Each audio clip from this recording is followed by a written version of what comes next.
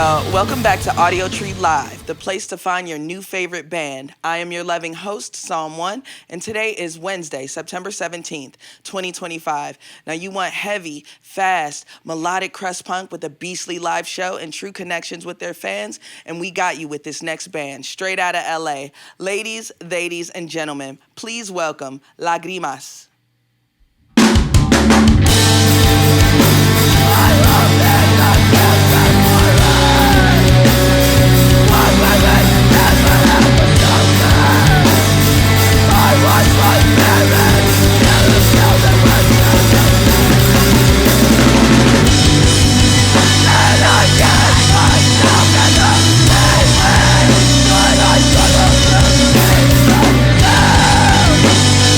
Am I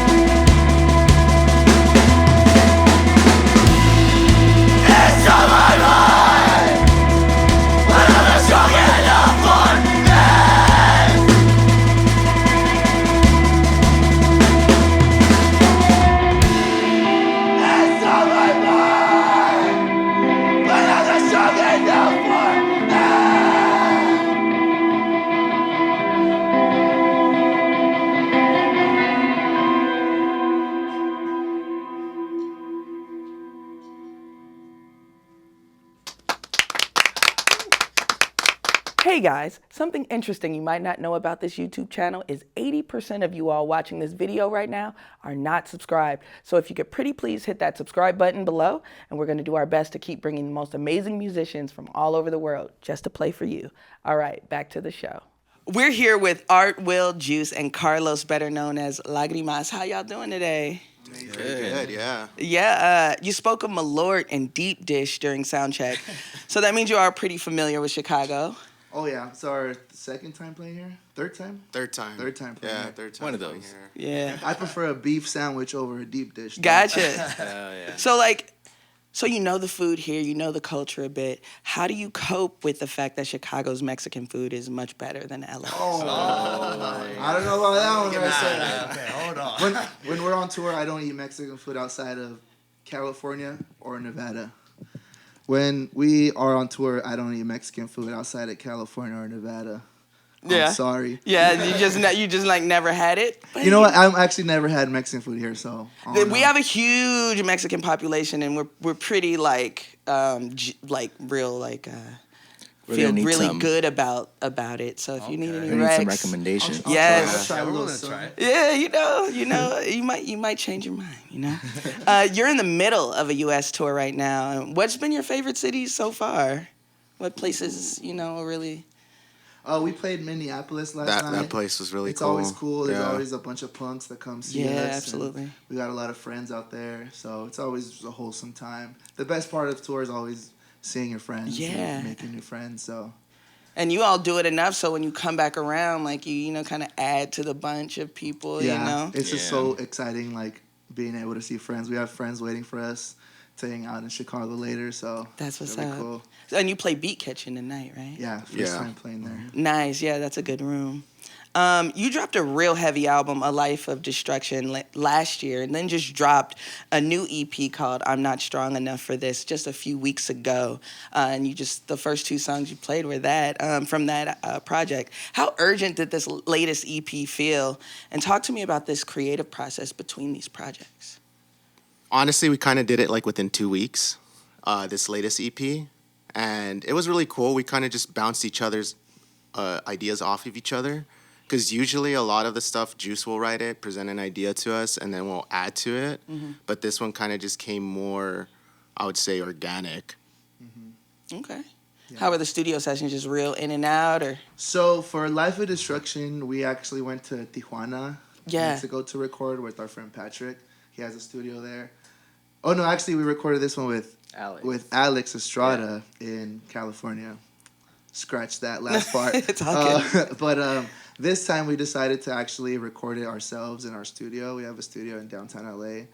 So we recorded that, and then we sent off the tracks to our friend Patrick to mix and master. Okay. And this new one's actually 2 EPs in one album. So it's our latest EP that we just dropped. Yeah. I'm Not Strong Enough for This.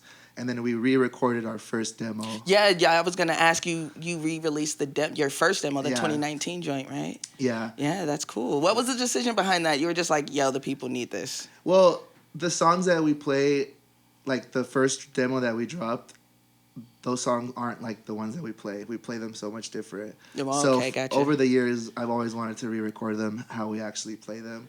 I love that. So this time, and I'm not on it either, so we have to. You're like, yo, we gotta run that back. Exactly. Yeah, for sure.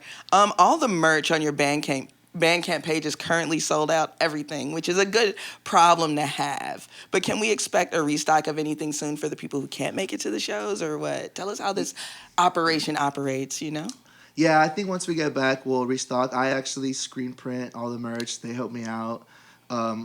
We ship it, pack it all ourselves. So it's kind of hard to keep up with. That's why things are always sold out. You see that? Y'all stop complaining on Reddit, okay? Yeah. People are always mad because it takes long for us to ship our orders, but I'm usually the one doing it. And sometimes it's like 200 orders, and it takes me a while. It's gonna take a while, yeah, for sure. In a previous interview, you were talking about how for the first few years of your band, mainly the homies were just really messing with your music, but maybe around 2021 it expanded. What was like a turning point you remember when you were like, hold up, these aren't just friends here supporting us, these are people like we don't even know? That's a tough one because we just play like a lot of house shows in basements, whatever. Backyards, Backyards, whatever we can play, like abandoned buildings. And I can't really pinpoint the exact moment, but there was like one time, I think it was called like Dead Eye Studio. Yeah. We played with Frail Body, which they're from Chicago, and we had Habak on that one too. Right. And a lot of people turned out. Like there was just a bunch of people all over the street. We're like, what the hell's going on? And that that was like 2021, I would say. And then after that, like people just started coming more to our shows. Next thing, we're like playing in venues, stuff like Right. that. There other bands that we like are hitting us up. They're like, hey, do you guys want to play with us? And we're just like, yeah, what the hell? Of course. Yeah. Yeah, I'd say the point for me was probably when we played El Rey. Okay. That yeah. was like one of those venues and one Sure. of those moments where it was just like, oh, like, you know, it's like we're getting there, you know. Yeah. I love that. For me personally, I think that was the one. Yeah, we basically like started throwing our own shows, like Art said, garages, backyards, and we really supported the local scene. So we were a big part of the local shows that were going on. So I think Yeah. that really helped us out, and people would take videos and they'd go viral, and that Yeah. kind of like helped us spread the word. You guys got your own TikTok page.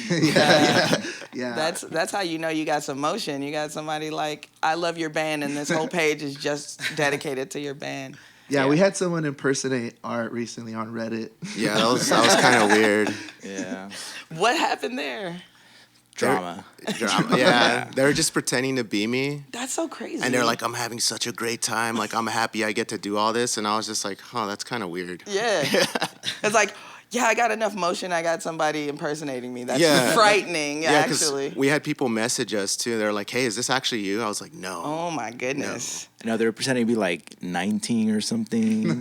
That's a little weird. I was like, that's flattering, but yeah. Yeah, but stop it right now. Yeah, absolutely.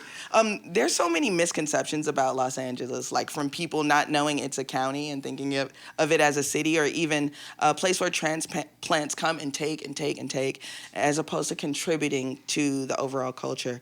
But how do you feel about LA culture these days and how you fit into your corner of it?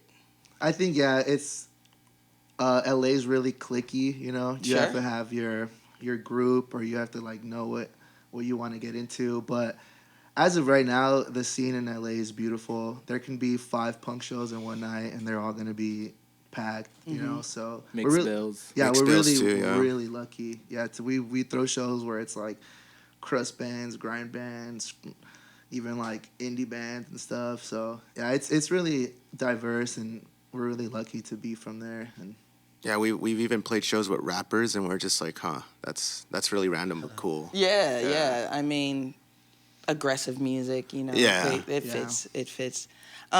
Speaking of crust, people fight on Reddit again about y'all being neocrust, post-rock, melodic crust, all of it. How do we care about designations and genre these days? And can you break down some of these for the old folks and the new folks, please? well, I say we're everything. Okay, You know? yes. Like I grew up since I was like 13 with crust punk, so it's my whole life, and I've always wanted to start a melodic crust band, but you know, some point in my life I got into screamo, I got into post rock, which kind of gives it the softer side of the music. And Sure. there's a band that really inspired me to start this band called Das Plague, and their whole thing was always people arguing whether they're crust or screamo. And it's cool because I think they're both, and you can be both. Yes, you can yes. be whatever genre you want, and I think that's cool. It's a cool thing about music. Yeah. Yeah, we just pull from everything. Yeah, really. of course. Yeah. Yeah. Absolutely. So I'd be remiss not to say that like you all work within a framework of collective resistance. How do you, how's the morale and energy around when you're playing? Because, you know, we've got ice raids, ice presence, and your music definitely represents how you feel about all this. So like, how are you kind of showing up? How are the shows like working out? Everything's cool? The shows are cool. What's actually cool is like, say when we played Kansas City, Missouri, there was someone who spread out a table of zines. They were all free, all information on anarchism, or just like just being active in your community. And that's what's really cool is we always pull people who are very involved in their community, and we have a lot of people coming up to us expressing how like our lyrics, you know, explains how they feel, and Yeah. it reflects on like the struggles that they see their friends and family. Because for the music is like, it's not just my experiences, but the Right. experiences I see my family, my friends go through. So it's basically the outlet for us to let out the frustration, because we all have pretty tough lives, and Yeah. it's nice to be able to share this with people and have them feel the same. Yeah, and the lyrics on the song, "Death to All Oppressors," definitely, strikes those chords. So Yeah. I just want to personally thank y'all for like continuing to do these shows and continuing to work within your ethos, because it's really important right now. Thank you. Awesome, yeah, For of course, sure. forever. Well, let's get back into it. Cool.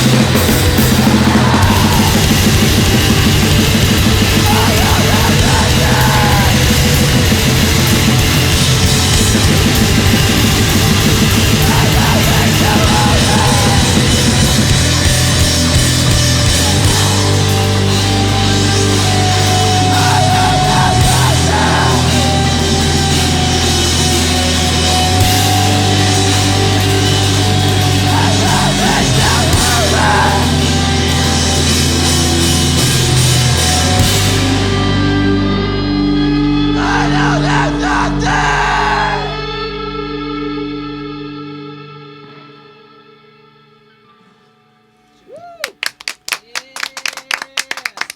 A massive thank you to Lagrimas for joining us today. And as always, major love to our camera ops, engineers, dogs, editors, and artists here at Audiotree, spreading the gospel of live music. These very nice people are on the road right now and beyond, so get tickets when they're in your area. Also get into their catalog, including the great new EP, I'm Not Strong Enough for This. And like I always say, baby dolls, likes are good, but subscribing to Audiotree means you get these dope videos at the top of your feed as soon as they drop. Get cool merch at audiotree.shop and grab the audio-only version of this session across all those streaming platforms. Finally, follow Audiotree on social media for more fun content. This is Psalm 1 signing off. And remember, y'all, stay dangerous and drive safe. All right, I'll see you next time. Peace.